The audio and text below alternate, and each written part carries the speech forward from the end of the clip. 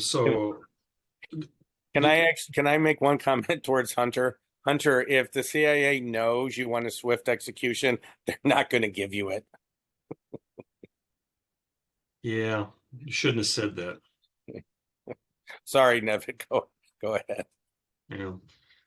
Um, so I can come up with something to open with. I would be asking something about the comments he makes about the subject, but I am happy to start where if anybody else has any particular place or particular uh, idea you want to talk about to start with in this section.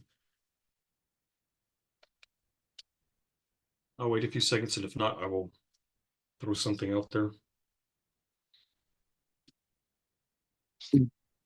Are you saying that the subject should be our obvious point of departure for this inquiry? I am not saying that. I was just, we've thrown around the idea of the subject and his comment that Dasein is not a subject, and just he talks about that in here and kind of beats up on Descartes. So with that, I mean, it's nobody, that's kind of what I was going to go to. If it's kind of an obvious starting point, unless someone else had something else.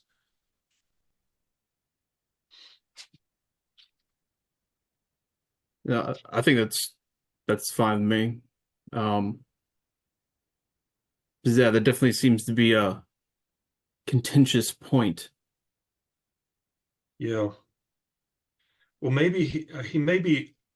Oh, I did think it was interesting. This section on page 41. Well, that's in the Steinbach, but actually on the second sentence of this section, the being of this being is always mind. So um, that doesn't mean mind is a subject, but it is a kind of first person um,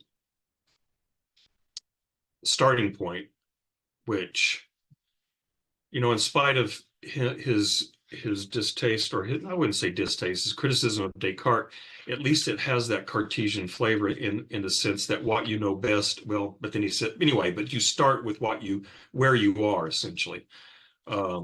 So Well, I was confused on the stop on the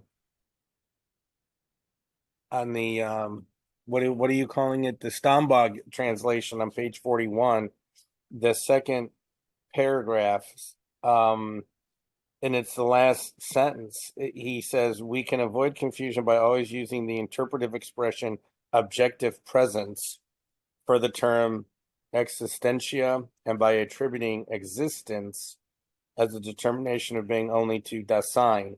And I honestly don't know what in the hell that means, because when I think of the word, I thought the way he was trying to use Dasein as a very important concept of meaning of being that truly did exist and wasn't going to be taken apart. But when I think of the word objective in front of the word presence, I would think that that would be what he had been talking about in these earlier pages of our discussion to be Dasein. So what am I missing?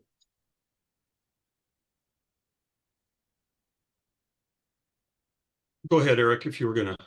Well, I mean, just following on what Ed's comment there was, I mean, he wants in that paragraph, he wants to seem to talk about different kinds of modes of being.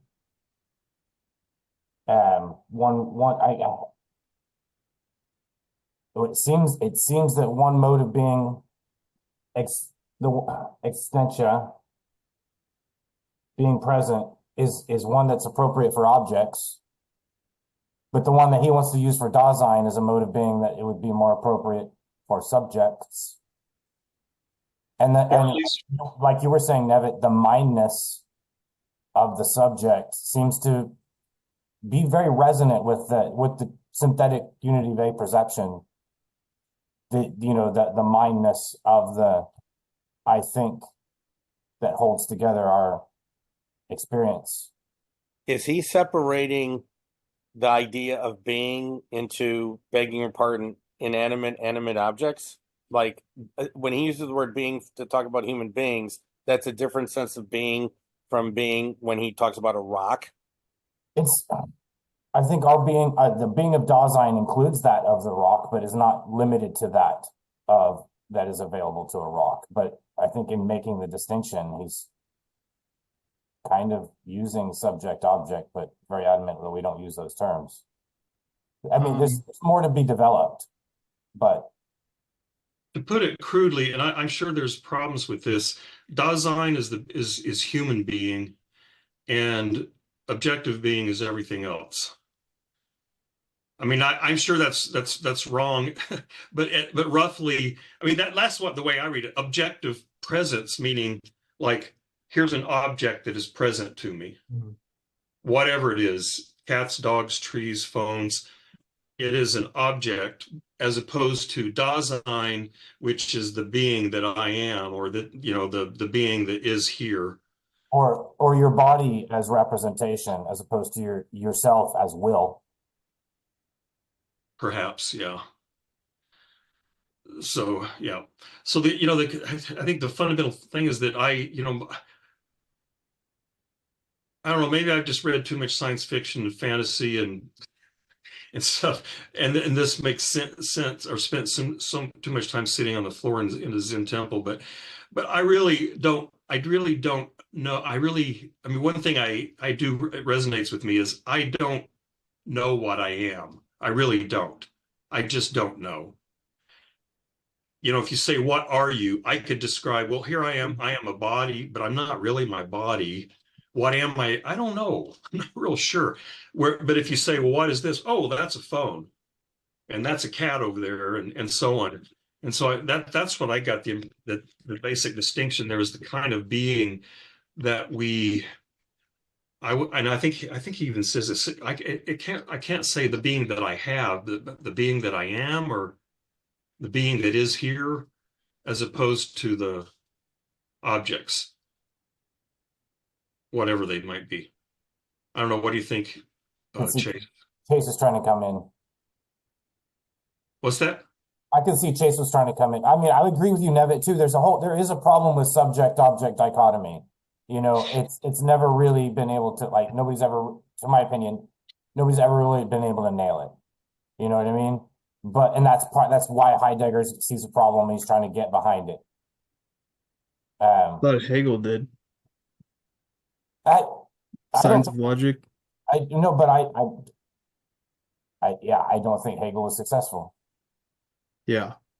That's the occasion for starting this project, I think Hegel's probably the best attempt up to date, right? Way better than Schopenhauer, sorry. But yeah, I agree. Hegel's probably the best attempt up to date, and I don't think he was successful. So we're left with that. And I think Heidegger tries to get behind it. But again, we're this far in the book, you know what I mean? How successful is he? We have yet to see. Early signs, though, got questions. But carry on, Chase. Yeah.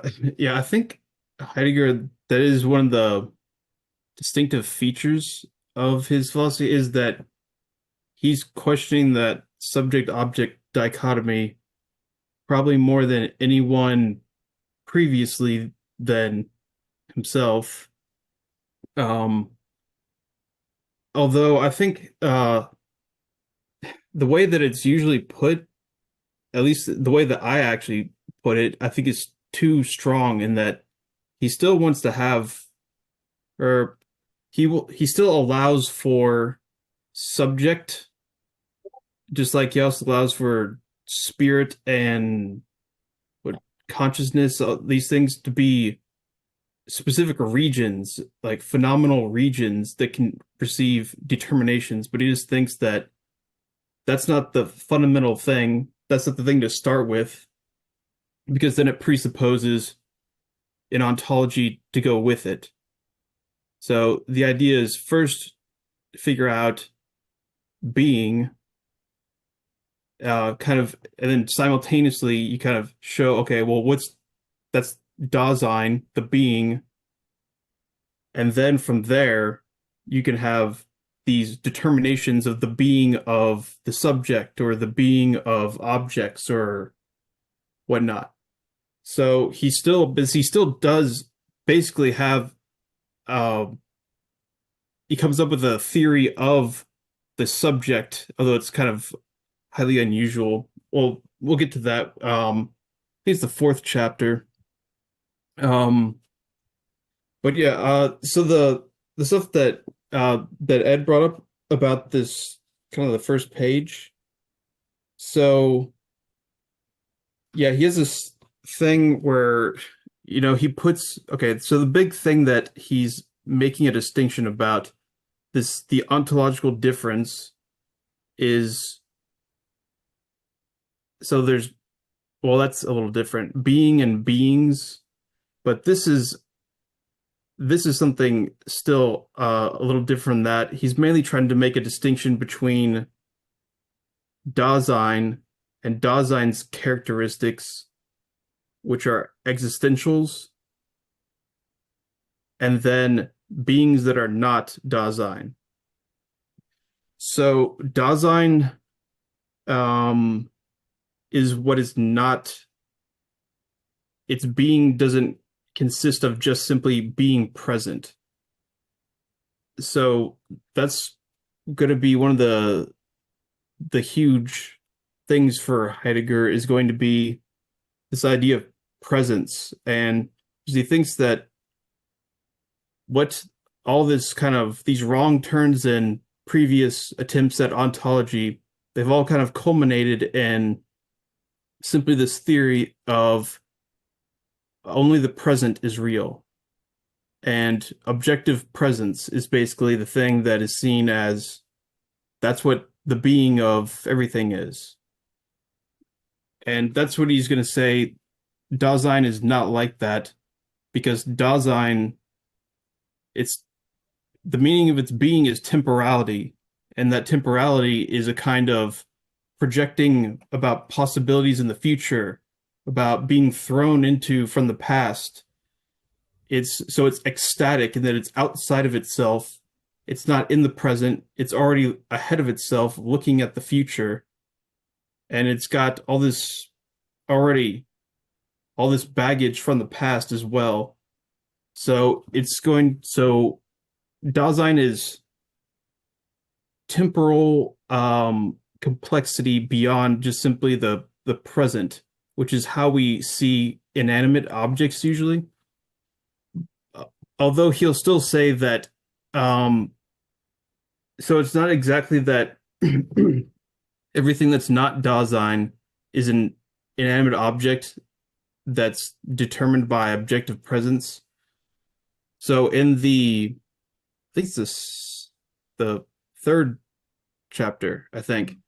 So when he talks about the world and being in the world, he'll talk about the kind of beings that we encounter in the world. And this is where he'll have this famous analysis of things like hammers, and say, well, actually, we don't fundamentally encounter things in the mode of objective present objects. That's something that's this kind of like theoretical matrixing of things into objecthood. That's something that comes after, and it's more, secondary to the more primary way we do that is as something available to us on hand. So this is where you get the ready to hand in the other translation, but how do you say this guy's name? Macquarie and Robinson. So it'll be present at hand is the one that's objective presence in the Stambog translation. And then you've got ready to hand. That's going to be, I think, at hand in the Stambog translation, I think. But yeah, so he'll talk about that in a lot more detail. But the big thing is mainly that still that's about equipment, and that's going to be things like hammers and whatnot. And but those two are different from Dasein. So Dasein is a different kind of being than that. Um, so yeah, that help explain. I yeah. I was gonna say, I don't know. I've used the ready to hand, present to hand as the like one of the clearest ways to illustrate, to my mind, what had already been a mainstay of the German tradition, which is the priority of practical reason over theoretical reason. Yeah, so I was reading some of Husserl earlier today, and guess what? He uses the term at hand. So he's already using this and talking about being in the world and all this stuff. So reading Husserl through the lens of Heidegger, I'm seeing there's tons of stuff already there, including the idea of at hand. And I think that so Husserl is a huge, very influenced by Kant. So I think Eric is also right about that. I guess it's even before Kant as well. But yeah, the priority of practical reason over theoretical or speculative reason, whatnot. And Husserl had this notion of the life world, which at least later, the late Husserl, which some people accuse Heidegger of kind of ripping off.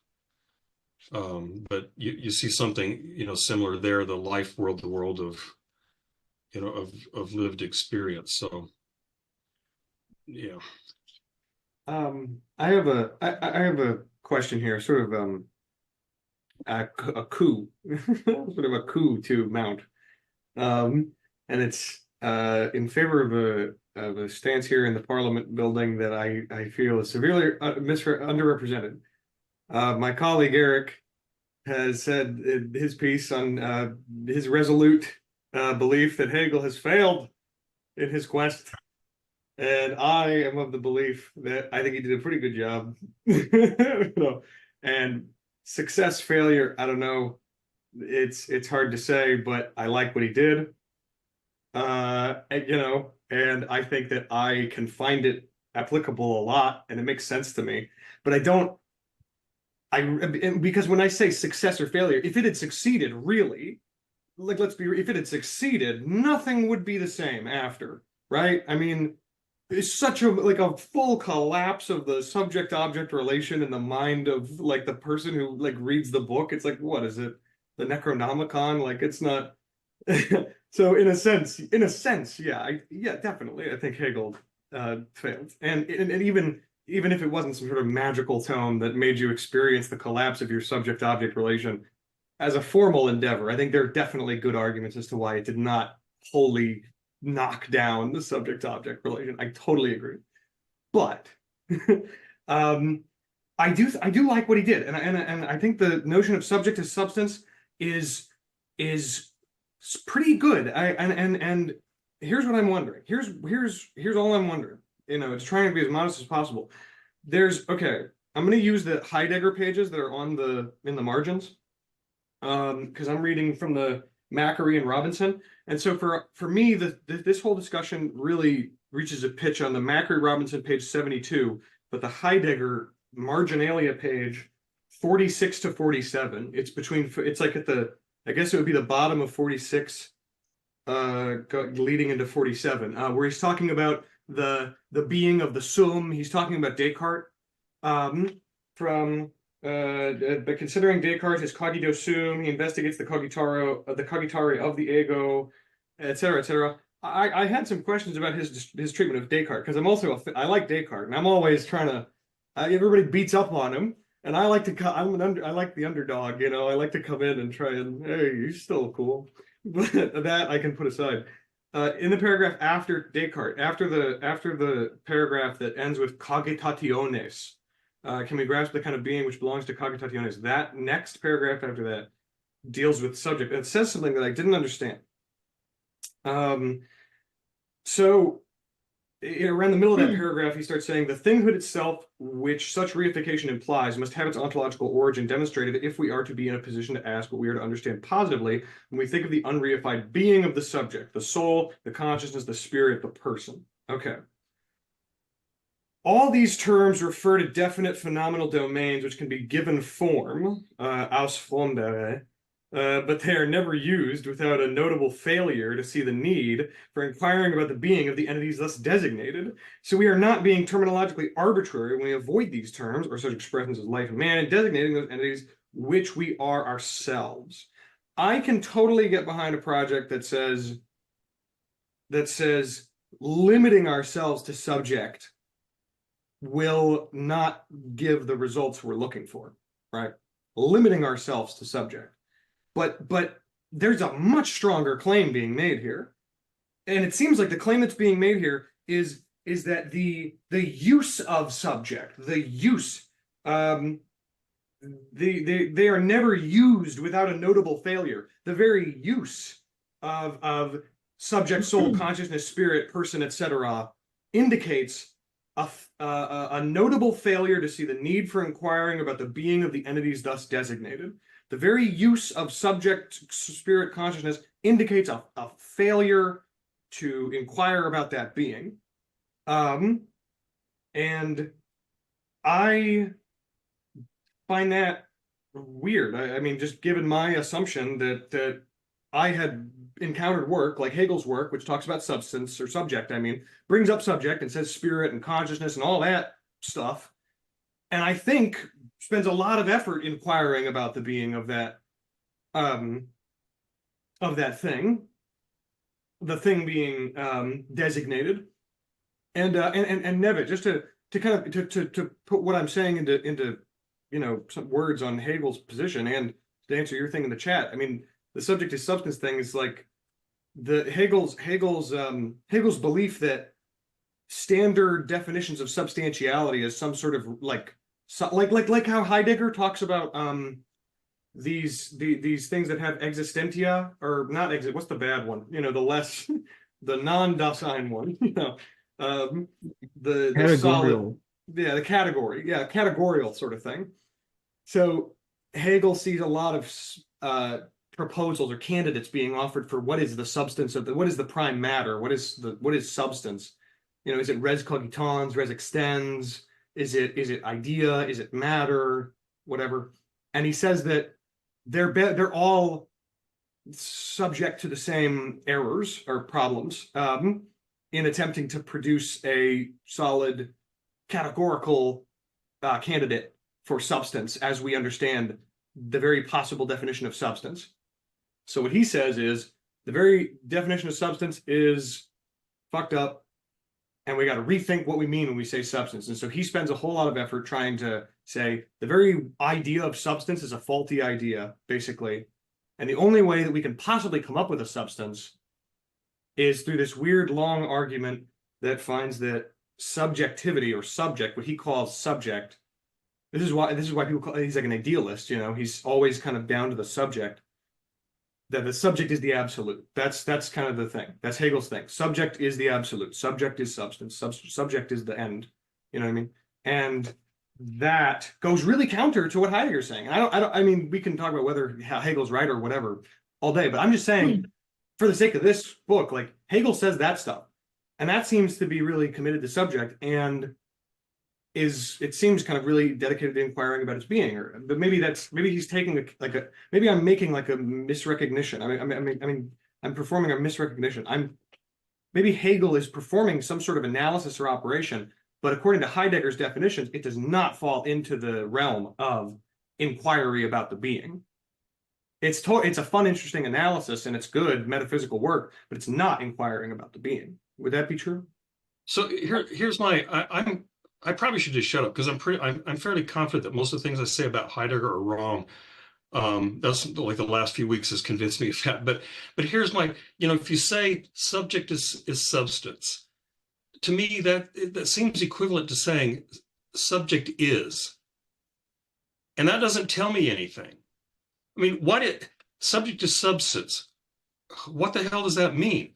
I mean, is subject mind? Okay, well then what does that mean? Well, mind is, it seems like substance is just is all that substance means is exists, or something that exists, but it doesn't tell me what it is. Again, so if subject to substance, what it subject is, but what kind of being is that exactly? It just, again, if you want to say, if you want to be like a Berkeleyan idealist, you might be able to say, well, there is this mind stuff, this mental stuff. I don't know if Berkeley would call it a res cogitans or not, but there's this mind stuff, and this mind stuff is what is. But I mean, it kind of, again, maybe I'm misunderstanding both Hegel and Heidegger, but I just don't. It just seems a lot of times the word substance is just a placeholder for this is, and that it doesn't seem to me that tells me anything. A couple things.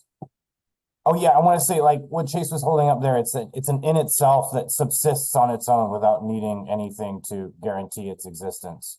And so subject is something that needs like a res cogitans, but also res cogitans that needs accidents to be attached to it in order to be thinking at all, right? It's not just thought, but thought thinking a world. But I just want to say, I mean, we can go a little.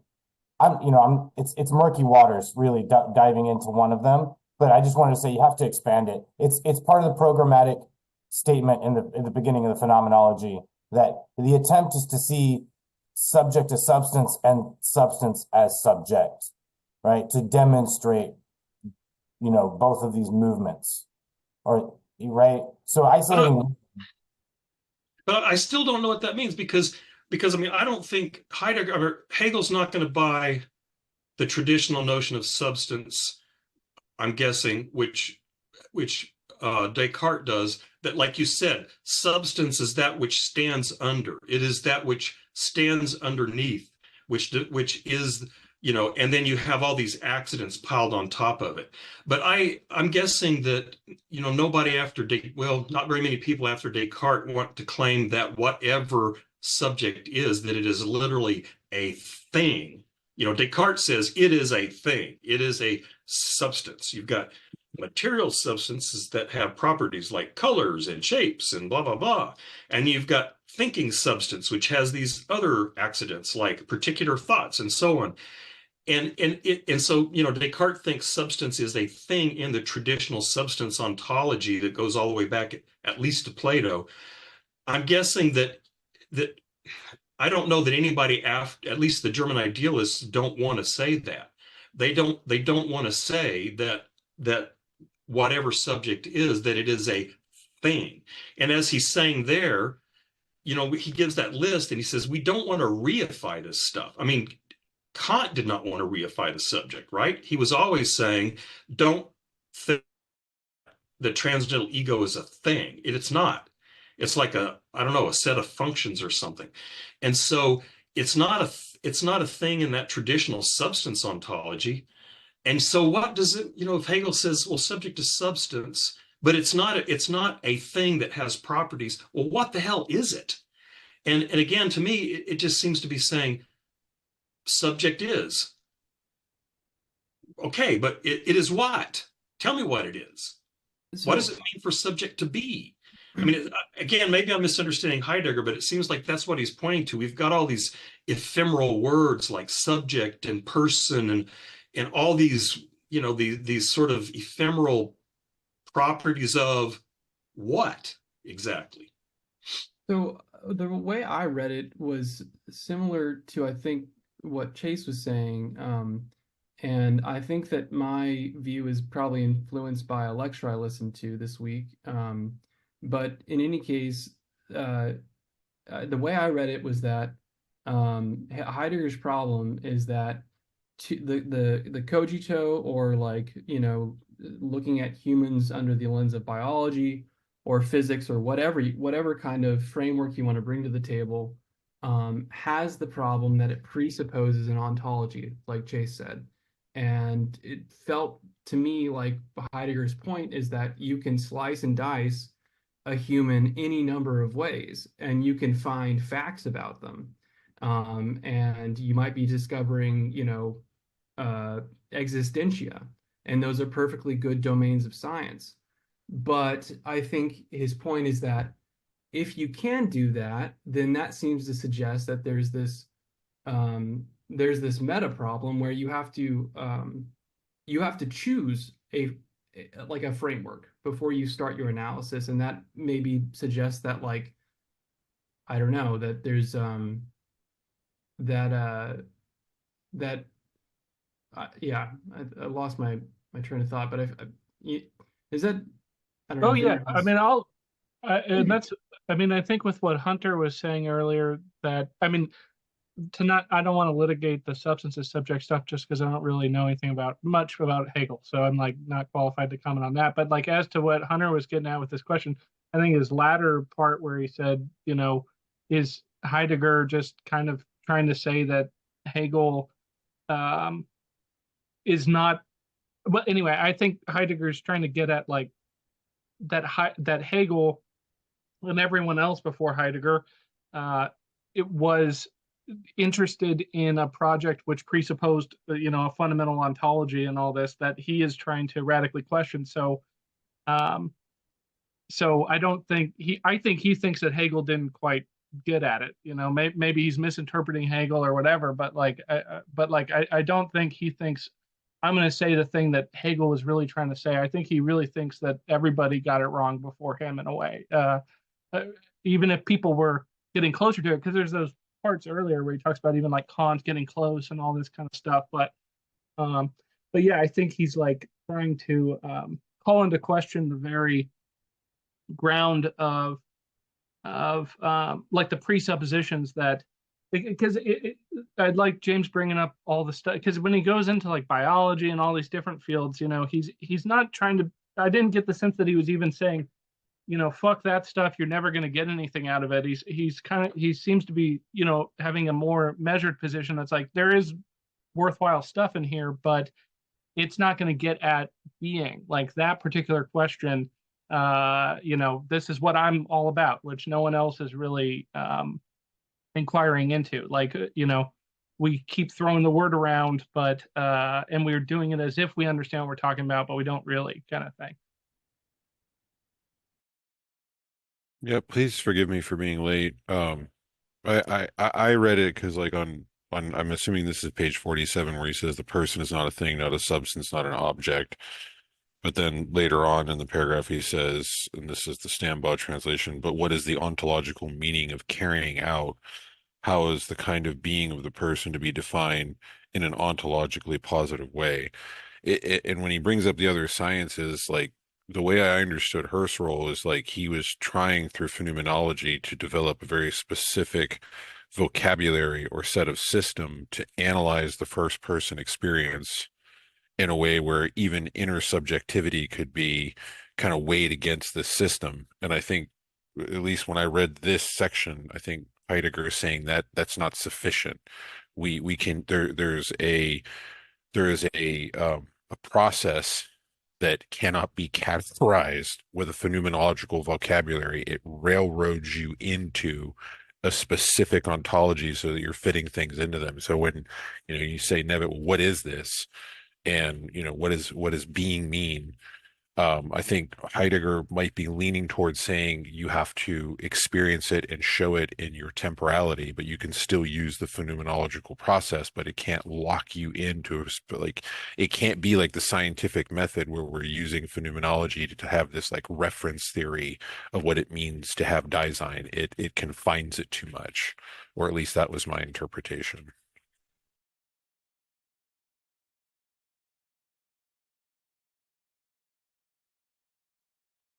No, Now, how you go about creating a system to do that, I have no clue. Like the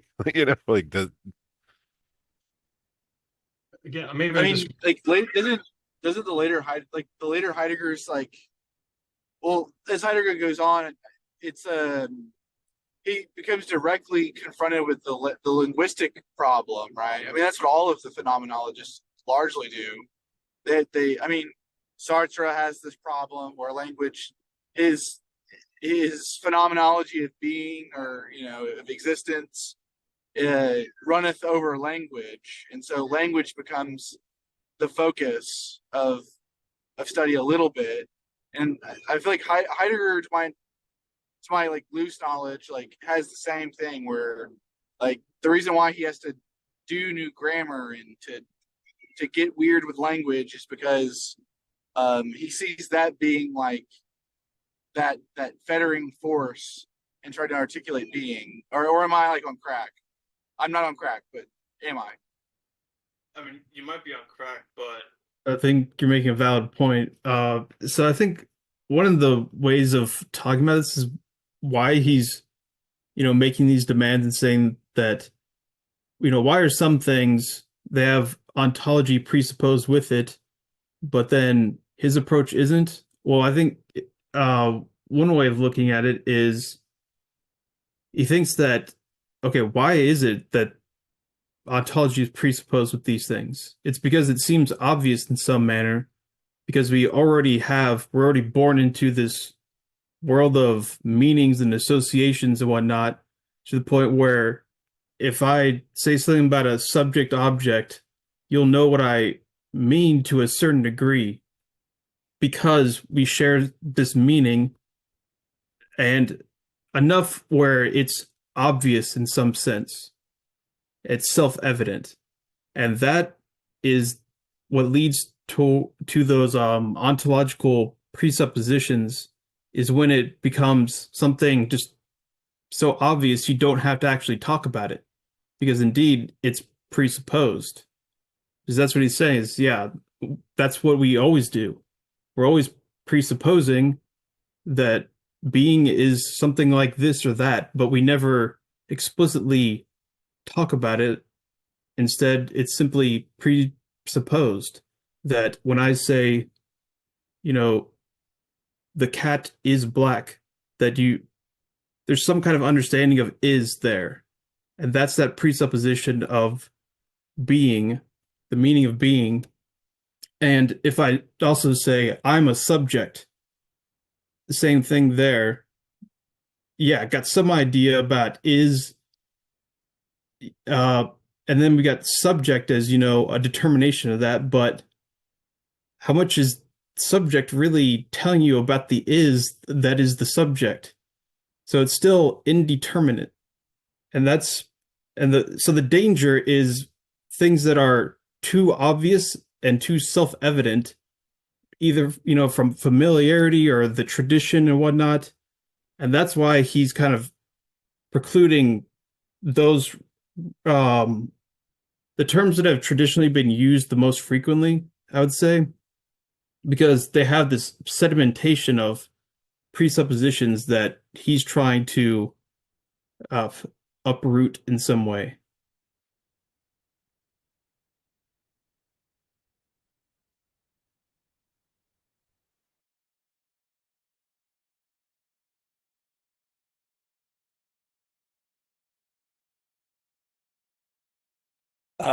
Chase, can I, and maybe this is also Joseph,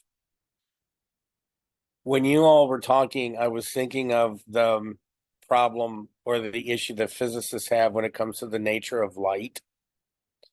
And you have Louis de Broglie's wave theory of light, but then you have Max Planck's, photon is it photon? Quantum theory, but photon theory of light. So, and if you do experiments, certain experiments will show that light is a wave. But if you do other experiments, it will show that Planck was right. Well, if I'm interpreting what you're saying correctly about what Heidegger is saying neither one is going to tell you what light really is, because it's experiments with their subjective understanding of what light is external to the light. That even though it might give you some sense of what light is, it's independent or separate from. And so there's going to be a certain barrier to knowing what, in quotation marks, light really is.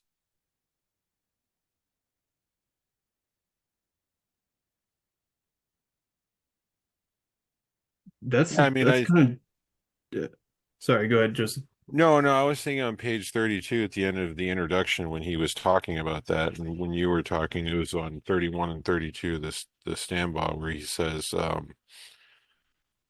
this is actually, we could just start at the beginning of 32. For example, looking at colors, perception is always true. This means that looking always discovers colors, hearing always discovers tones. What is in the purest and most original sense true, that is, what only discovers in such a way that it can never cover up anything, is pure knowing, straightforwardly observant apprehension of the simplest determination of the being of beings as such. The knowing can never cover up anything, can never be false. At worst, it can be non-apprehending, ag agnoing, or agnoing, excuse me, my Greek's terrible, not sufficient, not straightforward, appropriate access. So I think maybe in a way, yeah, I think he's saying that there is there's a phenomenological structure or concept, but when you start borrowing things that appear to just be present because language simply allows it, it carries over theoretical concepts that may or may not allow you to express your design. And I was thinking about, of course, with me, the Wittgensteinian theory of language with like the blue and the brown books, how we have this reference theory when it comes to color. I know this is around the same time that, this was linguistic philosophy was being struggled and wrestled with.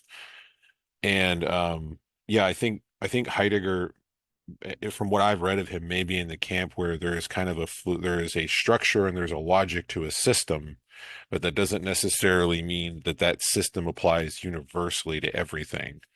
Um, and that each system may have its own logic.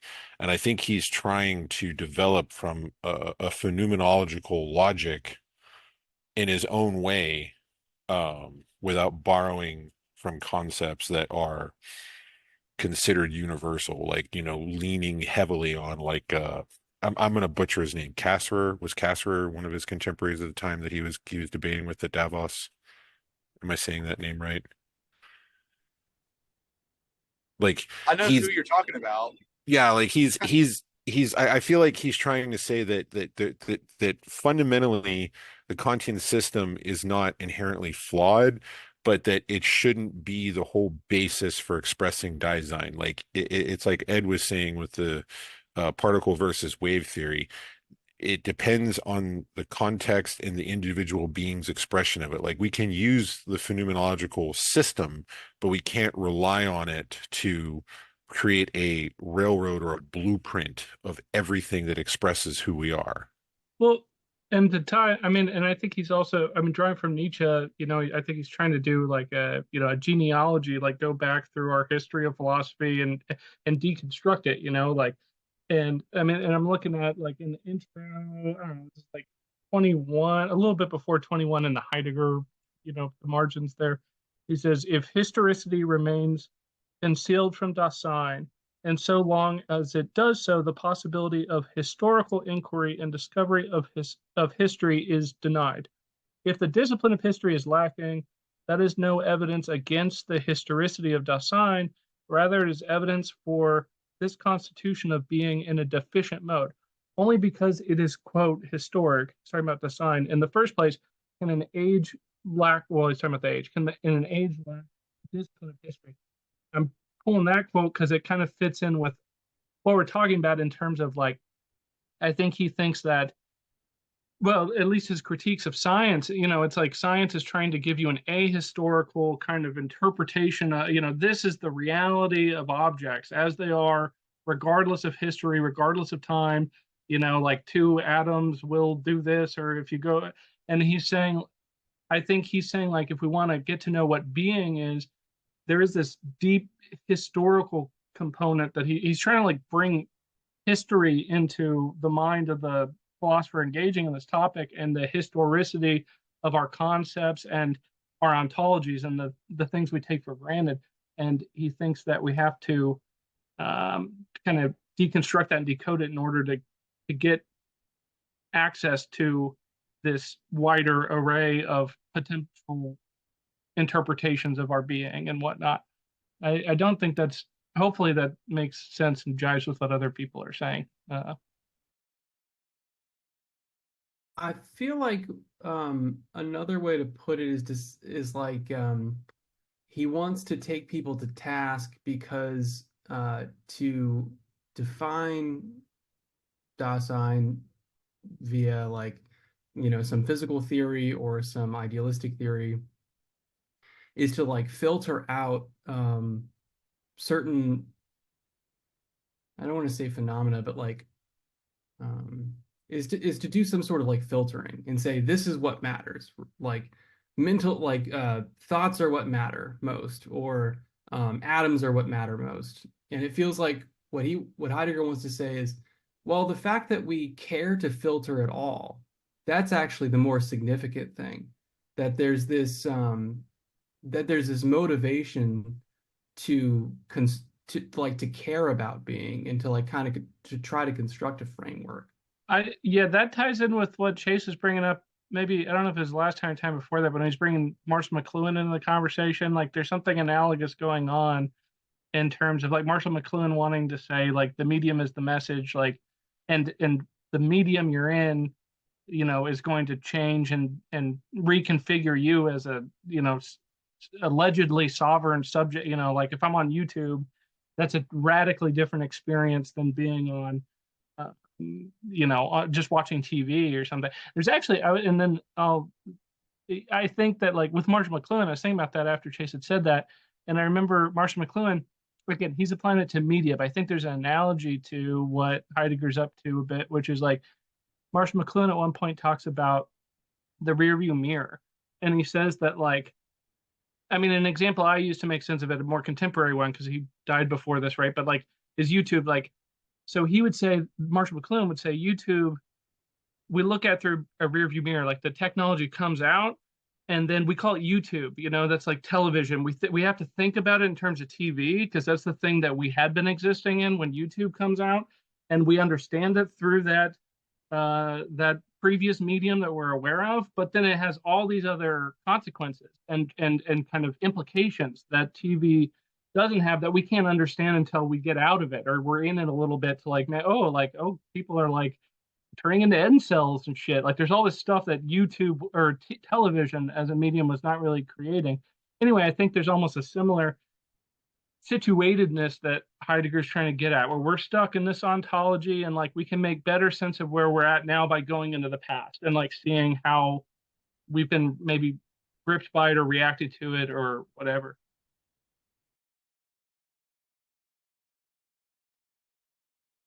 Yeah, I definitely like that. Well, a lot of the comments that are just made, but yeah, I think that Marshall McLuhan, that's a good way of trying to get as a little more concrete kind of analogy of what Heidegger's doing. And I definitely think that is kind of so yeah, the something like television, it'll bring a new interpretation, let's say, of beings along with it.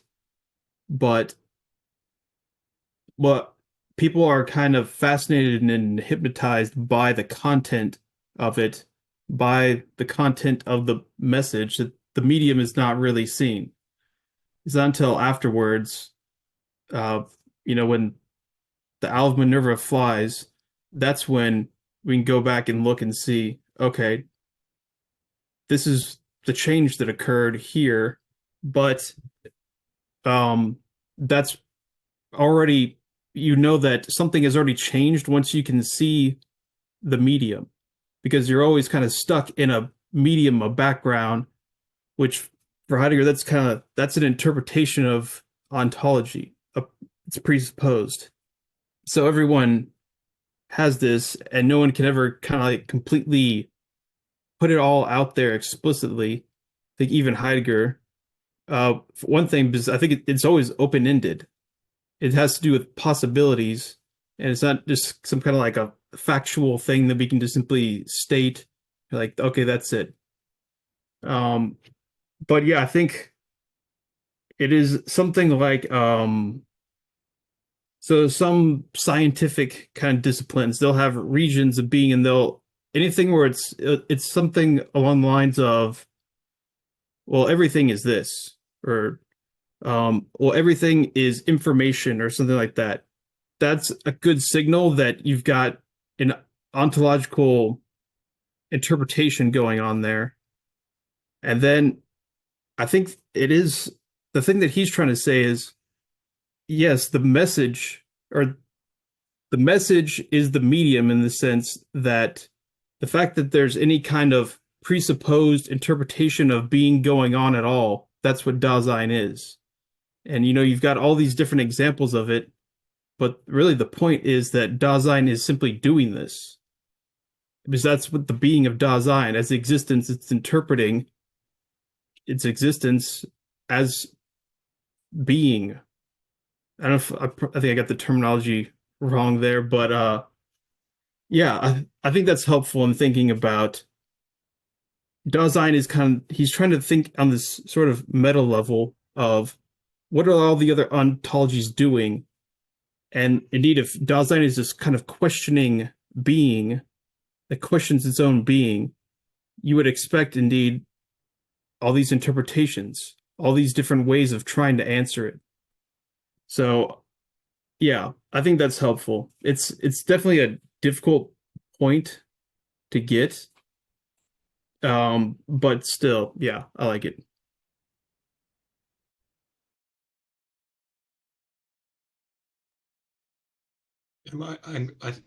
Am I correct though in that he thinks, and I don't know what word to use here. Objective is not the right word, but universal maybe.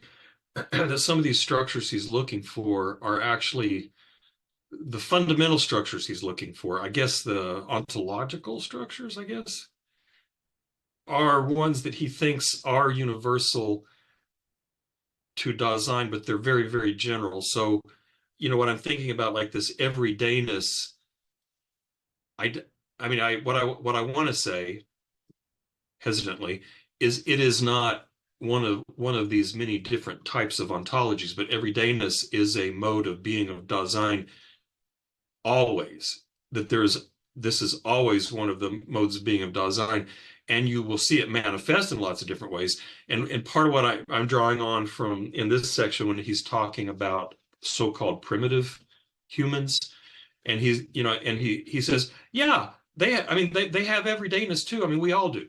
It's going to look different, like everydayness of this culture is going to have a different character, but we all have this fundamental mode of everydayness.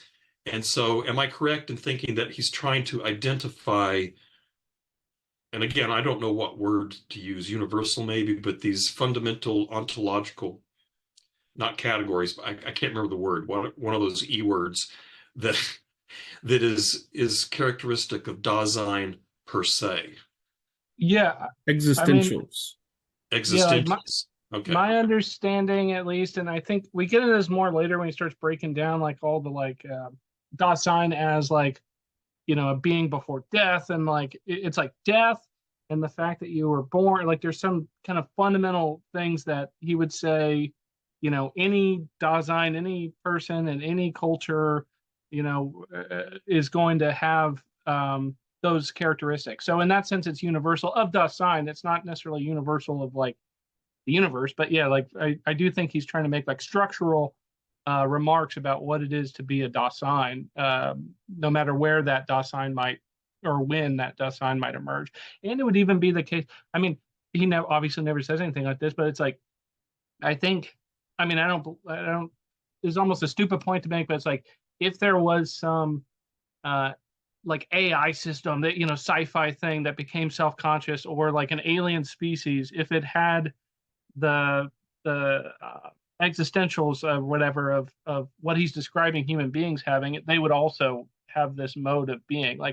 And that's where he's not a humanist. It's less about, it happens to be us, but he's not if you were to bring data of we found this Martian that also has anxiety before death, it would be the same description to that kind of being. That if it's facing death and it's trying to make an interpretation of its being because it's facing death and all that, then the same thing would apply to it.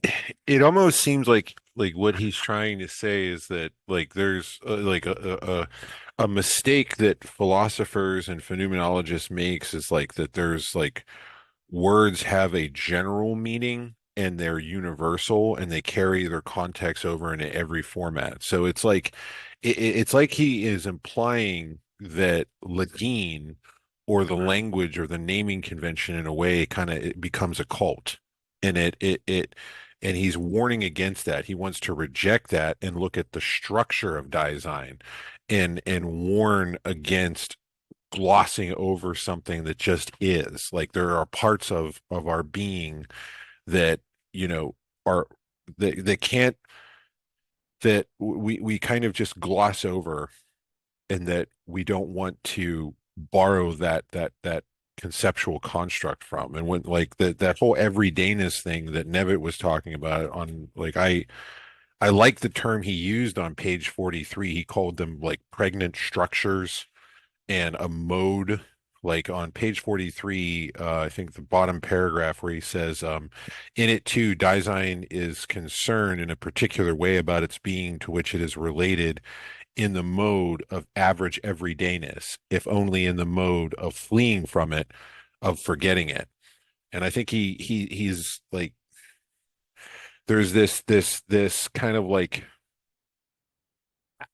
like it's almost like he's like saying like in the temporality of what we focus on, there's a structure or logic to it, but we we don't have like we don't have a really have a good way of using Lagine or language to describe it. So it's like a pregnant structure or a mode that is unique to that time period. You're not going to be able to go back in anthropology and analyze something in a structure and create a system.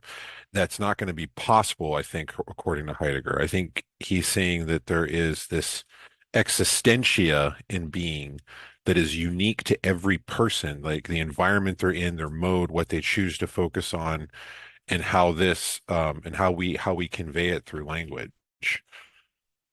Or at least that's the ideas that I'm coming from. And what we use, the system that we use for naming carries with it certain concepts. So we have to be careful of the concepts that we're just kind of glossing over. So it is, from what people are saying, is for Heidegger, the terminology we use, concepts we use, like say ferret, dog, table, are helpful because they're categorizations, but they actually are really,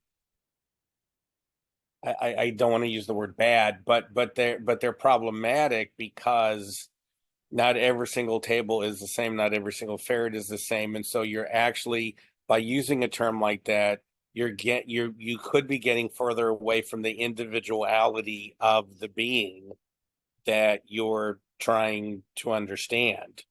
Because by once you put it in a category, you've made things more like each other, but reduce the individuality of the thing you're looking at. Yeah, I think so. I mean, and not to borrow too heavily on Wittgenstein with philosophical investigations, but I mean, he did this something similar where he asked what like the simple components of a chair are. Like that could be anything, or four legs, three legs.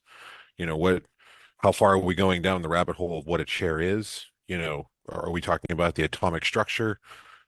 What concepts are we carrying over with our naming convention that we kind of just assume is a general meaning or concept that we don't think about? Like there's a certain complexity in the simple, I think is what Heidegger's also getting at. Well, yeah, but the point you all were making recently is it's that this aspect of Heidegger sounds very much affected by Husserl. You know, in wanting to be careful about the concepts getting interfering with the direct lived experience with the thing in front of you. I want to say that's a Nietzschean point.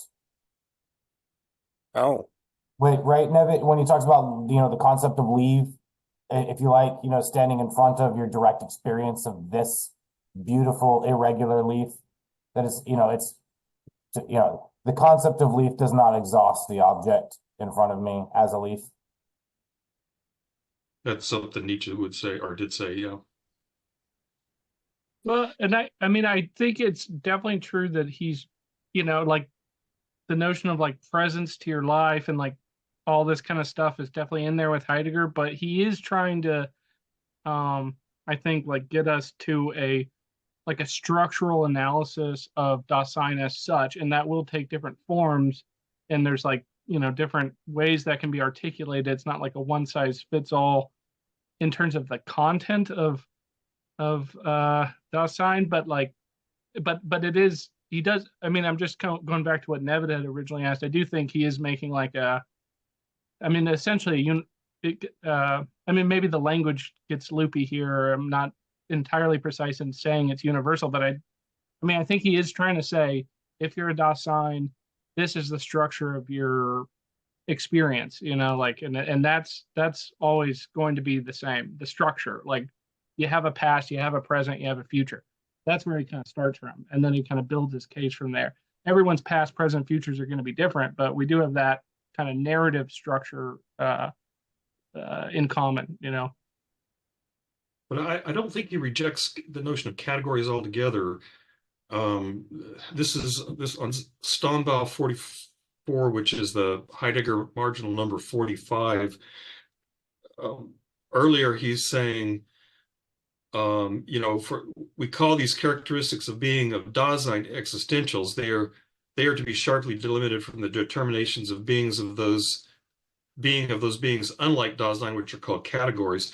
And then right under the marginal 45, he says, existentials and categories are the two fundamental possibilities of the characteristic of being. The being which corresponds to them requires different ways of primary interrogation. Beings are a who, existence, or else a what, objective presence in the broadest sense. It is only in terms of the clarified horizon of the question of being that we can treat the connection between the two modes of characteristic of being. So I don't think he's rejecting the use of categories. He's just saying categories are, and maybe he would agree with Nietzsche that that no category can capture the whatness of a particular thing. But it seems like here he's not rejecting the use of categories in general to describe beings other than Dasein. But don't think, and I think that's one of the things he's claiming is that the tradition has used the same kind of categories that we apply to other beings as if they applied to Dasein, and they really don't. They're two different types of being. Yeah, well, categories are just a mode of being of what is present at hand, or those things that are ready to hand, such as hammers, leaves, trees, and those types of things. While Dasein can take on ready to hand, which he does say later, I think in like chapter 2.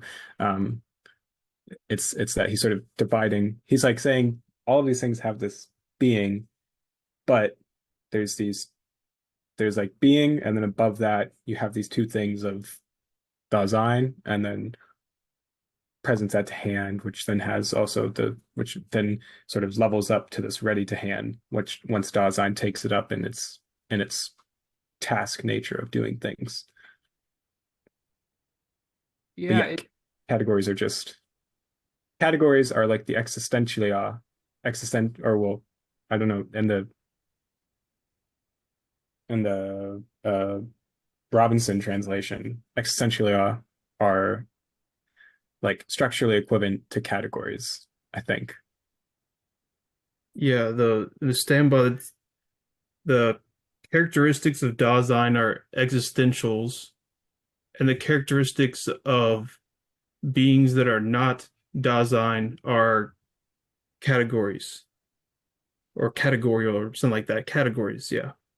By categories, do people mean like just predicates? Like the chair is red, table is hard.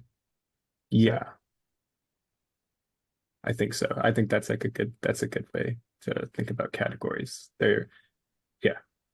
But so does he then think that it's like, let's say redness, the chair is red. Does he think that the chair has redness independent of Daseins and their relationship to let's say chairs in the world, or does he think, I mean, I guess I'm like my gut reaction would be to think that he's not so interested in even figuring that out and is more concerned with Dasein, such that that's not a relevant question maybe, but I'll let other people.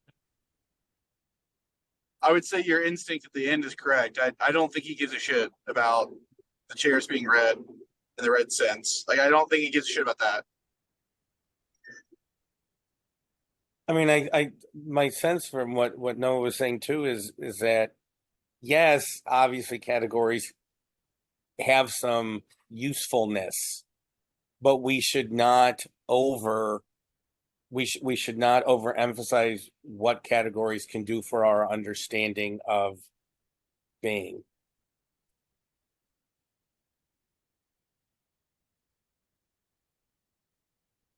We shouldn't reify categories.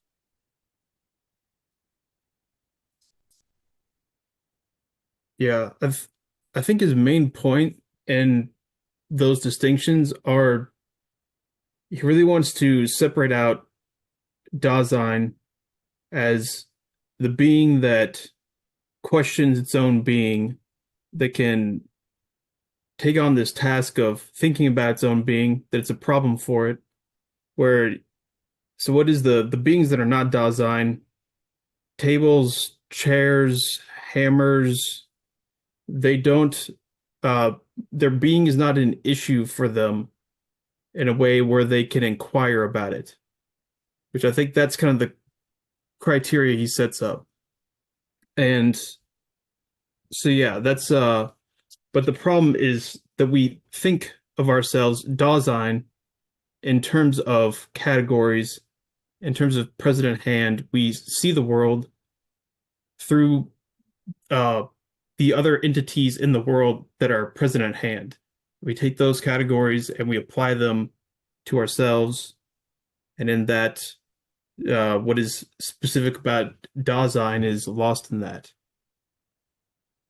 I think. Yeah, like on 42, he says, Dasein is my own, to be always in this or that way. It has somehow always already decided in which way Dasein is always my own. It just seems like he's saying there's a logic, and phenomenology as a process is very helpful, but I think he's trying to warn against being locked into very rigid conceptual structures that we actually lose an expression of meaning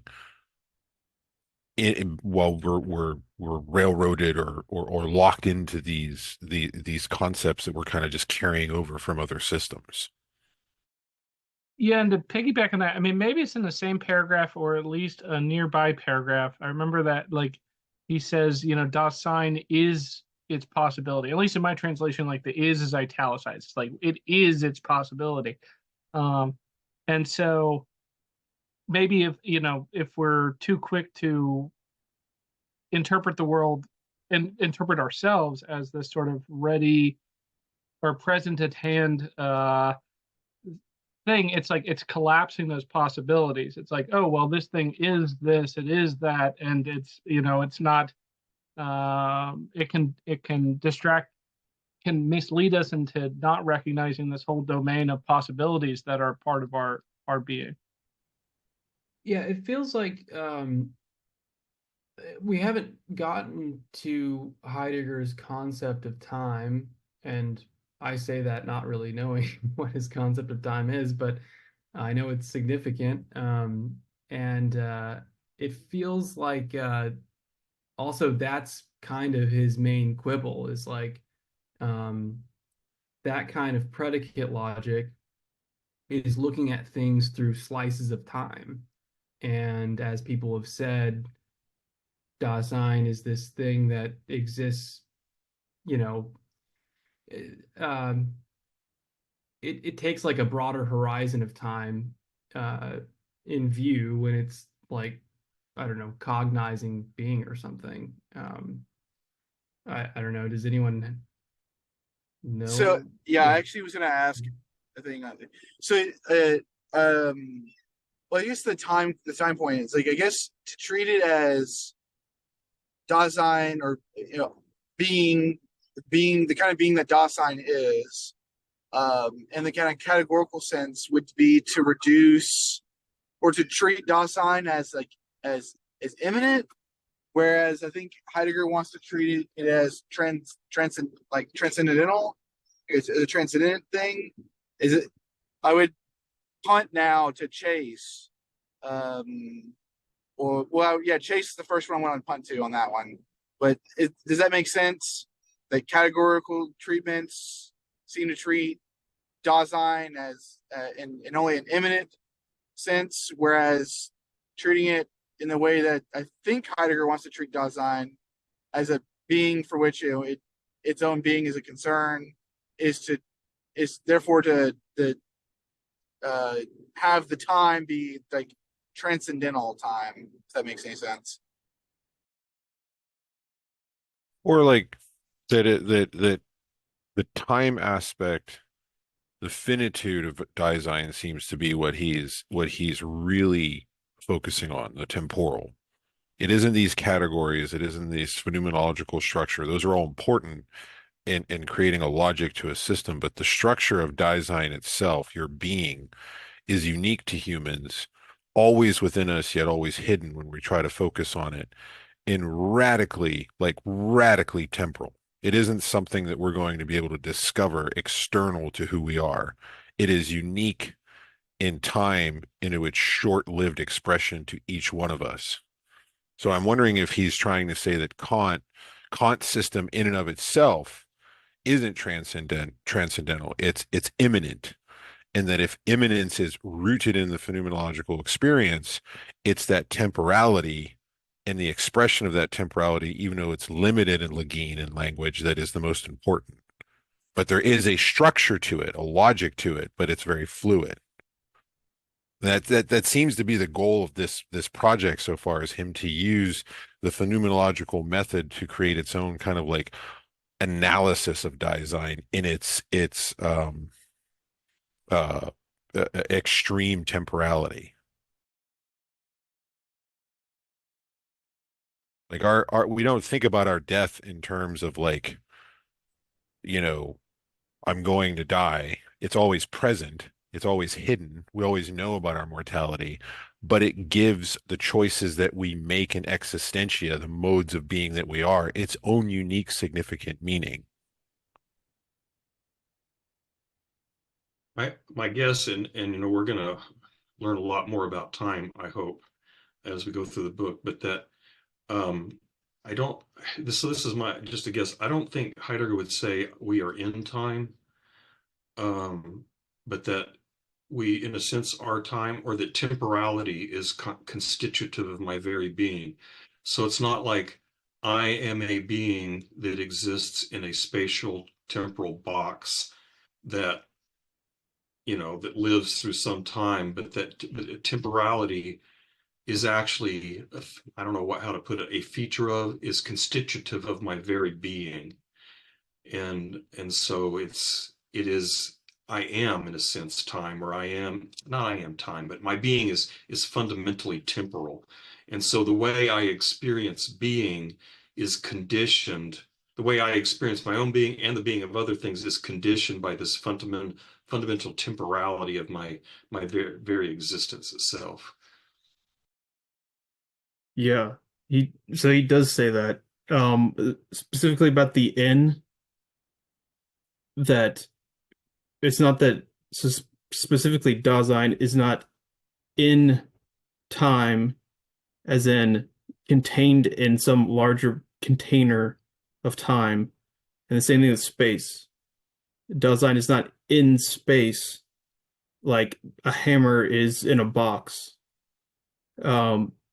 But there's an existential spatiality that is part of Dasein's being. And at the same time, also, Dasein's being is temporality. Yeah, so I'm very distracted. As my cat is, so he has a bladder infection, and he's he's in pain and he's like screaming. And so if I'm making like weird facial expressions or whatever, it's nothing that people are saying, but it's like my cat. Yeah. So sorry about that, Yeah, but so yeah. we both have screaming cats. I'm driving with a cat in the back seat, Oh and it keeps God. like going meow meow, and like it happens to be every single time Hunter made a statement about Hegel, it got higher and higher. But yeah, that's what I'm dealing with too. I feel your pain there. Yeah, exactly. The microphone doesn't pick it up. So he stopped a little while ago. But it was just like meow, meow. Okay, I'm scaring him now. Okay. Is he? Is Um, he? It's all well, good. and Okay, sorry, Shinobi. Okay. to piggyback off that a bit, I mean, it's like as we get in more with like all his care stuff, like that's I think the way, because we're these beings that are not just in time but are like made of time, like the form it takes is what we care about.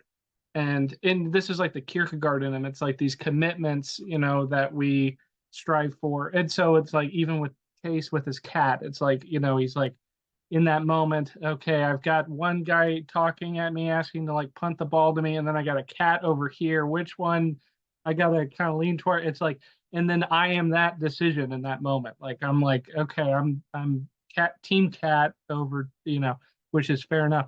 But like I think that's the I'm just trying to get at, like I think that's the way that it sounds. It's like, I guess I'm just trying to get at like what one thing I'm getting at is that's one thing I like about Heidegger is it does get very concrete in that way. Like even though it's so like abstract, it's like you do, if nothing else, it's an interesting like anthropology and like analysis of like what it is to be a person in the world. Like it's like, oh yeah, I do feel these dueling commitments that I have to like make a choice and all that. It's also why I like Kierkegaard, so I'm kind of biased. I just like that kind of shit.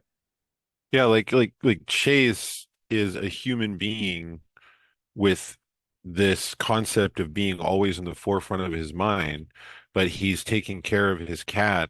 Where and how does that affect his design and his being? Like we're kind of limited to that when I can express through language, and like, but the cat and the ferrets, they don't worry about being or truth. That's not part of their ontology, but it is to us, and we're expressing that. And it's so unique in this narrow frame of time and space. And how do we, from like a phenomenological perspective, analyze that? And that seems to be the project. I don't.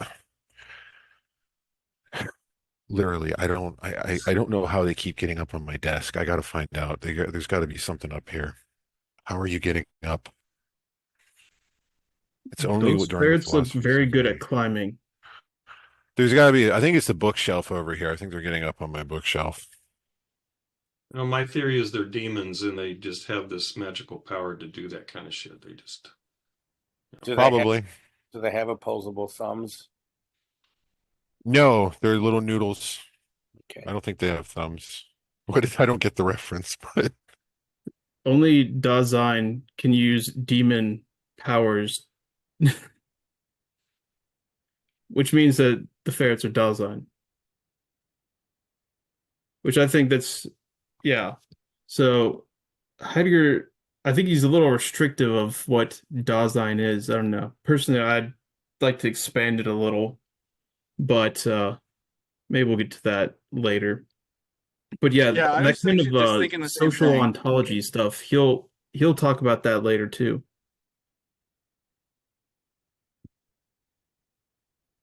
Sorry, but I was just saying, like, yeah, I think that I don't know if I necessarily agree with the way that Heidegger restricts Daseins to just, or Daseinness, beingness that is concerned with beingness, to just human beings.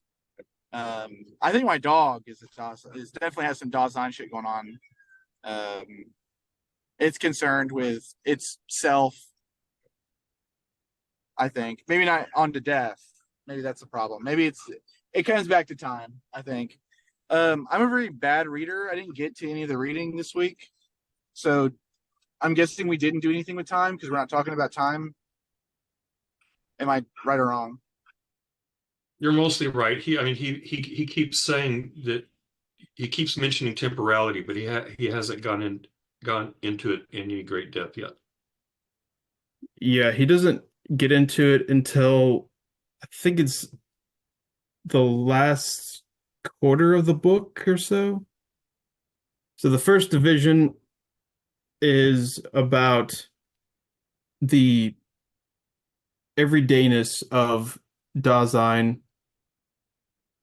Um, but he'll kind of get a little bit into time, but it's in a kind of indirect manner. He'll talk about, possibilities and our mood, our thrownness. It's kind of like the past, and then fallen into authenticity is our present, but he won't get into them explicitly as time until, yeah, I think it's about the last quarter of the book, that's also the part of the book I've not read. So I don't know.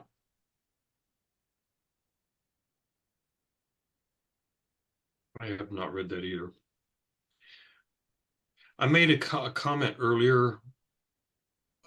I just sort of a vague comment of something about immanent critique, and which is Hegel's big thing.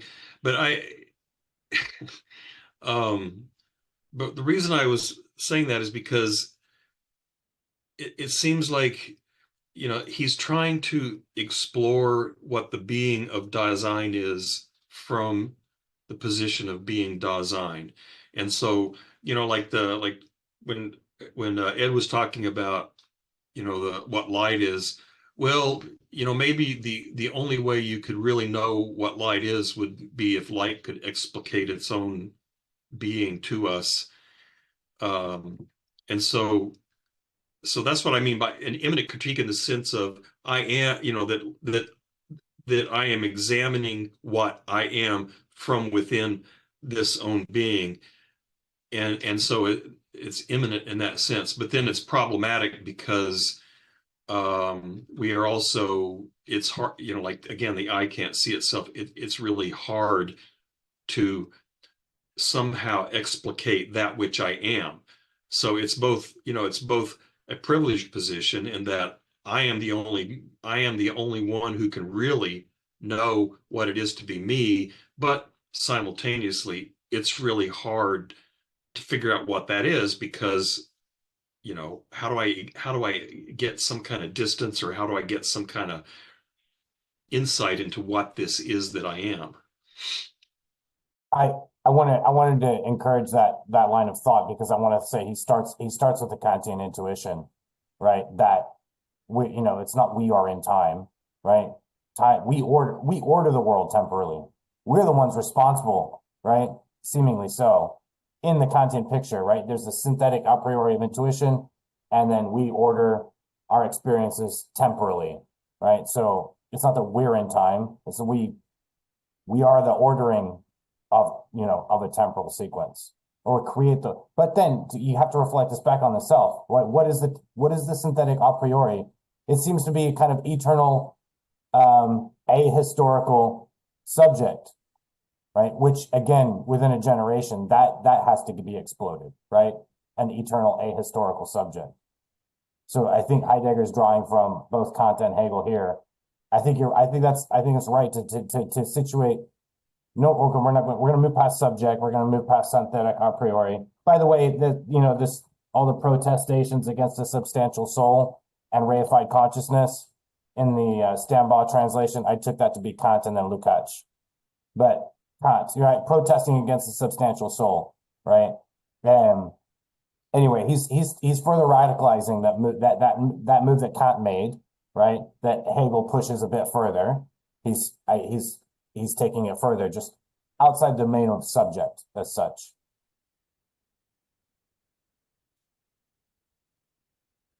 Right, exactly. I want to get that book.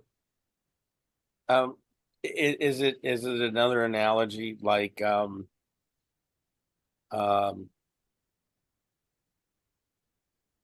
don't want to dissect a living person, you know, that you can understand certain things about the human body from dissection, but that's after the person's dead.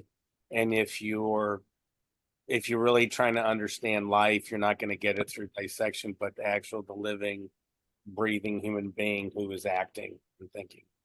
That's a big point Hegel makes in the phenomenology. But trying to see how that makes sense to our discussion of time, and Dasein is not in time. No, I was tying it to Nevitt's point about we could only know light if light itself could understand itself and explain itself, because we're outside of light, so to speak. And so it is this sense of how,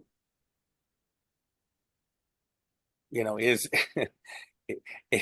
is life, is human life the way we know it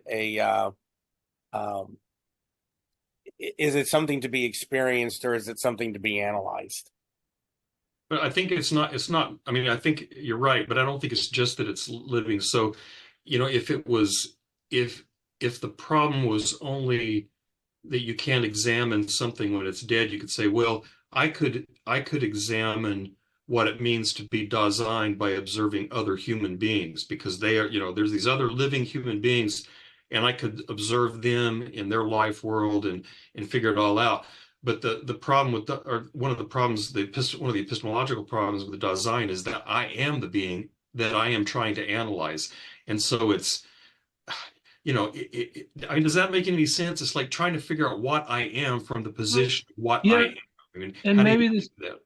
maybe this ties into what Ev was saying, but it's for Heidegger. It's not merely epistemological, although it's that too in a way, but it's also like it's ontological. Like we are something. It's not just like what I am, like almost in like a psychological way, like my personality or whatever. Although that's like the ontic, you know, but it's like I am just that I am anything at all, and anything at all could take this expression, you know, like in terms of my being, and it has its horizons of like possibility. You know, I can't be like a volcano or something, but like being is actually expressing itself through, you know, this seminar in this moment or whatever, you know, whatever the situation is.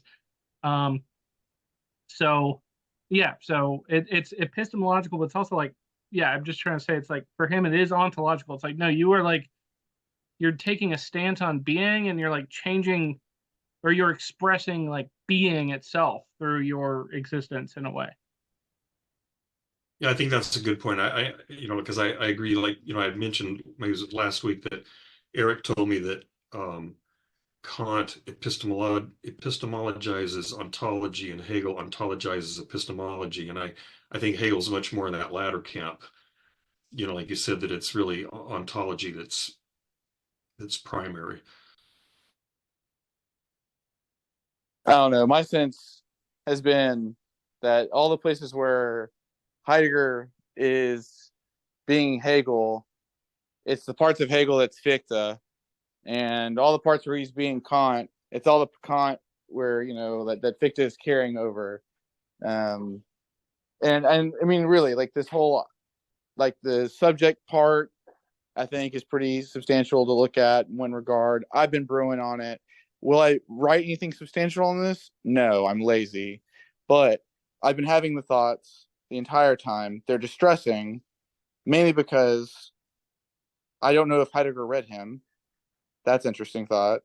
The other one would be the especially from the viewpoint of like the being, you know, the I serves as its own anstos, you know, that part from Fichte, I think is for Dasein is a similar thing. Like it's wrapped up in it, some regard. I don't know, man. That's just been my take on the Heidegger, Hegel, Kant features there, especially because Heidegger goes to language, and language becomes extremely important later on in some of his other stuff. Especially especially if we ask ourselves, why is he writing so weird? I think it's because he has that attunement to the fact that, like, to get at his own stuff, the language that he's imbued in is, you know, serving as a limit to his ability to derive out the I, Dasein, so on and so forth. I think you're onto something there because, like, in the introduction, like where he's talking about the concept of logos on page 30, he says that there's like I like the way he said translate. He said it constantly conceals the authentic meaning of discourse, which is manifested enough. Logos is translated and always means interpreted as reason, judgment, concept, definition, ground, relation. But how can discourse be so susceptible of a modification that logos means all the things mentioned and indeed in scholarly usage? And then in the next page on 31, um, he says, only because the function of logos as apophonesis, an absence, I believe in Greek, lies in letting something be seen by indicating it can logos and have the structure of sunesis or the senses. Here, synthesis does not mean to connect and conjoin, represent, to manipulate physical occurrences, which gives rise to the problem, he put in quotes, of how these connections as internal correspond to what is external and physical. The soon with here has a purely apophonetical meaning, to let something be seen in its togetherness with something, to let something be seen as something. So he seems to be saying from a phenomenological method, there is an epistemic certainty to the reality of the world. He isn't a solipsist, but he's saying that language, the logene of how we can represent who we are in this specific moment within time, is somewhat limited. Like he's using the structure, it seems, of phenomenology to say there's a relation, but that the aspect of Dasein, like who I can express who I really am because I'm the only one that can experience it, there's a limit to it. There's a limit to how language can express that. And it's that concept forming of togetherness that he uses, because he says here the with here is a purely apophonetical meaning to it, to let something be seen in its togetherness with something, to let something be seen as something. The togetherness of Dasein, the community, the expression, and how we can try to convey this innermost self of ourselves is a process. It's that whole, it does seem to be the groundwork for process ontology and maybe even social composite theory. Yeah, yeah. I agree. With everything that was just said, and I'm reading the comments now. A former friend was. Yeah, so that's interesting. That's a good, interesting project to get into there, Nevitt. I'll have to look into that. But I agree. Like, I think that I spent an entire day rereading over and over again and just mulling over the section where he talks about the logos. I mean, the section you just read from, mainly because of how, I guess, important it's been to me. But he definitely gets into, like, in the later works, he starts talking about poesis, and how poesis is such a strong force for Dasein, for being, and I think that is, I don't know, maybe just him trying to flail at something toward the second part. He kind of abandons it writing the second part of the book, but of the project. But I think that's the wall he hits precisely, is the discourse. I think his problem really is that he doesn't have someone to be in discourse with. I think that was Heidegger's problem. He doesn't have somebody to be in discourse with. And so all of the people he starts having discourse with, he could have discourse with, well, largely, I think that his political affiliations in the 30s and 40s, in the late 30s, gets in the way of having that eventual hard discussion. I mean, in particular, when we think about being and nothingness from Sartre, I mean, Sartre reads Being and Time while locked up in a POW camp. They eventually do meet, and then they talk about nothing of substance with each other, mainly because of that political problem. So I think that Heidegger's problem is the fact that he just didn't have someone to be in discourse with on those terms. And apparently from some biographical stuff I got into, like he went to a sanitarium at one point and basically like forced the staff into getting into his like linguistic system to be able to just like engage in the milieu with them, which I thought was pretty interesting. But I think that is Heidegger's problem, and largely something that he's like super aware of going into the project, is that he just doesn't have the language to be in discourse with this thing.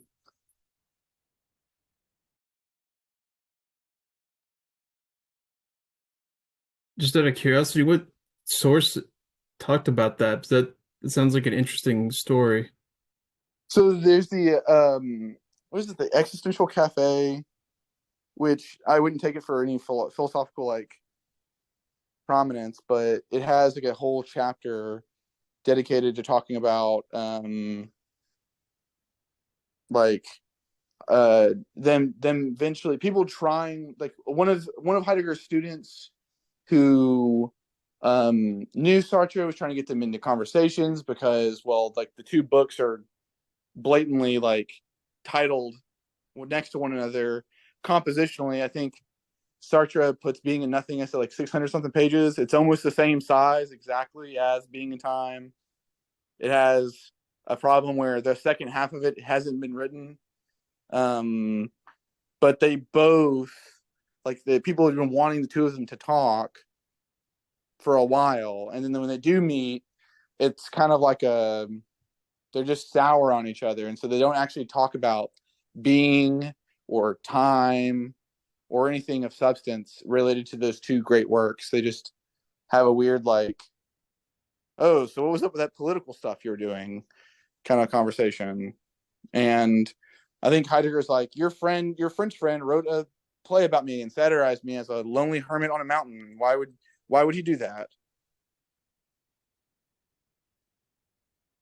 That was like the closest he got to somebody probably who could have the discourse with him, and he just didn't do it. I have a feeling that neither one of them wanted to be the straight man.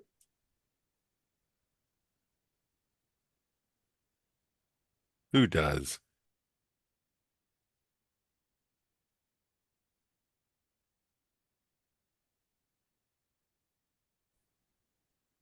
Yeah, so So the Greek stuff, by the way, the only reason I have like even like an inkling of grasp was because I did, unfortunately, like a dumbass, as you do as an undergraduate.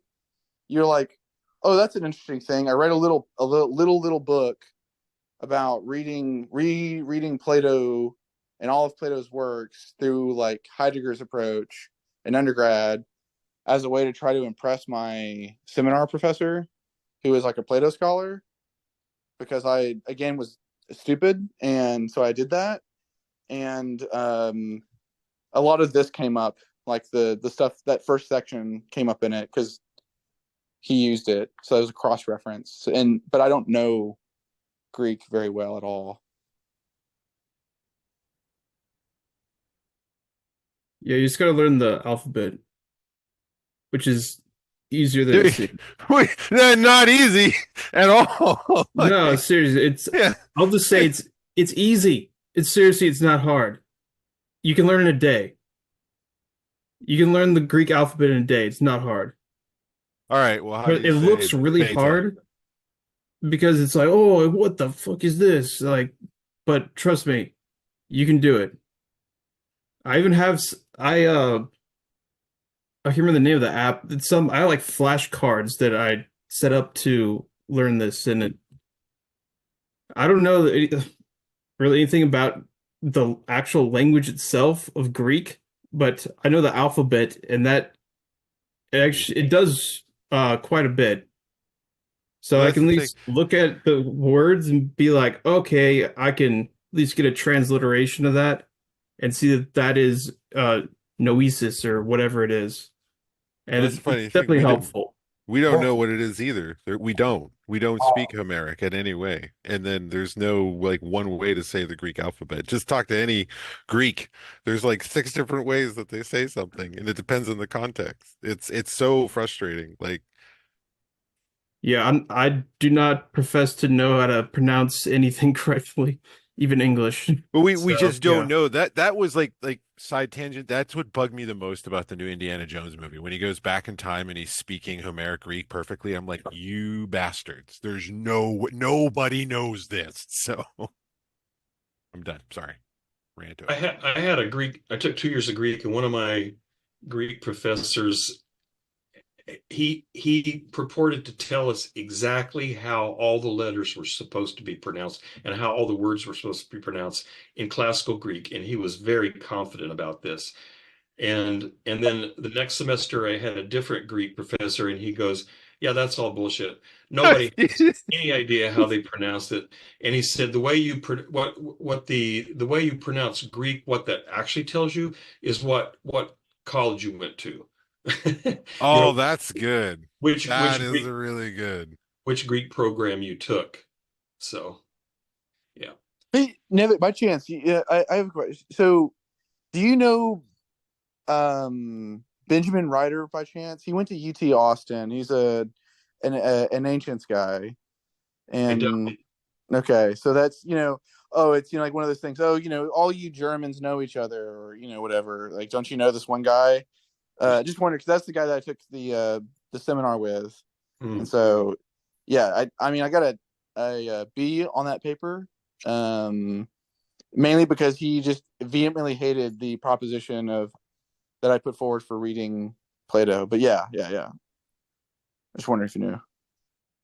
I mean, maybe Chase can correct me if I'm right about this, but I think my understanding on Heidegger's use of Greek is that he actually claims to be trying to recover meanings of the words that were prior, pre-Socratic meanings that he thinks Socrates and Plato and Aristotle altered the meaning of some of Yeah. these fundamental words, and that the pre-Socratics had a more, I don't know what, more profound encounter with being or something, and that he's trying to recover again, like Eric or somebody was saying, is this excavation project of trying to uncover the sort of originary emergence of these words.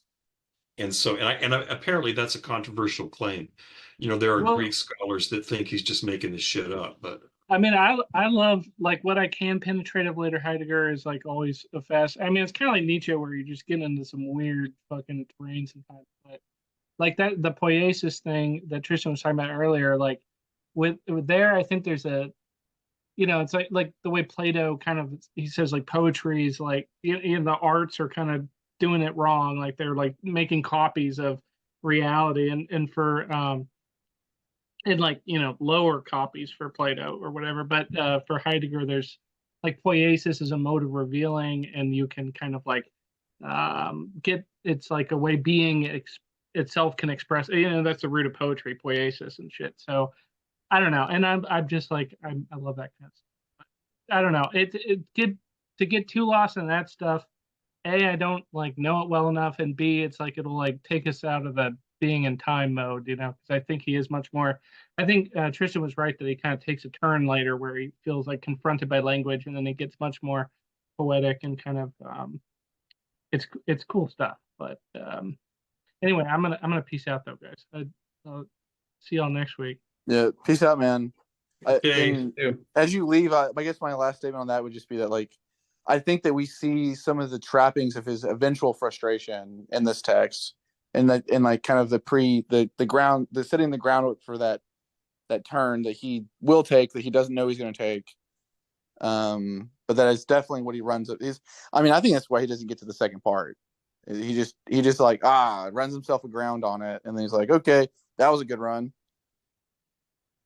Yeah, there's a case to be made there. I mean, I think people, it's hard to, I mean, like, I see your point. I can see it, but okay, I'm going to peace out though. I'll watch y'all's YouTube upload later to see final thoughts. Yeah. Bye, guys. Like and subscribe. Yeah. Click the notification bell. So, any last comments? So I like all the etymology stuff, and I definitely don't think that, well, I don't think there's any kind of really say one originary meaning of the Greek, and then Heidegger just like figured it out or whatever. I don't think you have to believe that to appreciate it. You can almost think like it can be bullshit in some sense, but still it's if he establishes a good concept kind of from his reading of the etymology, then just go with it. And that's kind of, at least that's my sort of approach to it, is that it's kind of like interesting on that level, but the accuracy of it isn't so much a big deal. But I like how he is able to do that with talking about, okay, yeah, we use this word, but we don't really know what it means, or not, that's not so much what he says, but it'll be, okay, let's look at this word and see how the meaning has changed over time and our use of it. And then looking at the etymology will be a clue into what it originally meant. And from there, we can see, the transformation and see, well, maybe there's something in the transformation that we've lost and that we can go back to, and then, yeah, recover some aspect of being's revelation that was obscured through the current use of the term. So yeah, he likes to do that. And I definitely think there's you could critique him on this kind of like Greek first kind of thing of, it's like the rest of the world doesn't exist in a way, and that, philosophy is just like the Greeks. But whatever, that's kind of somewhat beside the point, I think. But yeah, the pre-Socratics, I think it was not so much kind of like them individually, but it was more kind of Greek society at that time had more of a, maybe it's because it was newer or something. I don't know. They had just invented their words, that they did have some, they had definitely a different revelation of being than even kind of Plato's time. It was different. And then today, of course, it's also different, which is interesting because there is also this kind of, in being in time at least, there's this ahistorical kind of aspect to this existential structures and whatnot. So interesting tension there, I guess. Because I was thinking, the thing he says about primitive Dasein as, yeah, there's also a structure of everydayness and also a way of authenticity that's, falling out of the everydayness, but it's a different kind. It seems to suggest that there is some kind of historical change, but it's not enough to get structural change. Yeah, I don't know. But yeah, Heidegger is he's quite Kantian in a lot of ways. And that's, reading this, I noticed it even more with just the way that he talks about, well, as a priori, and how all these things have to do with humans, and like these are conditions of possibility for having this thing. Almost all of his arguments are like that. They follow the line of, this presupposes something. We need this in order for this thing to be possible. It's like, that sounds familiar. Yeah. Yeah, I agree very much. I mean, the first time I read Being in Time was directly after finishing my first reading of Critique of Pure Reason years ago. And it was like, this is good. I don't quite see how much more he's adding to what Kant did. I see he's adding more. It's not a recapitulation. Clearly not a recapitulation of the Critique of Pure Reason. But after you sit down and read the Critique of Pure Reason for the first time and it blows your mind, and then you sit down and read Being in Time, it doesn't hit the same way. I wonder how that would. I'm not trying to. Maybe that's like affected my reading of Kant, because I've known about kind of basic transcendental types of arguments for a while. And I stood I would say being in time was one of that phenomenology and existentialism with Dr. Bauer. That was one of the first classes where I was reading like real philosophy. It was like, holy shit, this is the real deal. Before that, it was a bunch of like analytic stuff by some guy named like Mark Johnson, talking about like the two different types of blah blah blah, and very different. And then so it was a shock to start reading Husserl and then especially being in time. So it was really that was like a very shocking moment of when I first started to actually get it as well. And I was like, oh my God, this is incredible. Can I make a little? Philosophy's awesome. I sometimes wonder about these, like our analytic colleagues. I mean, I overheard one of them saying, like, I hope you guys all read so and so's. Like, it's a classic article about moral relativism and its limits or its dangers or whatever.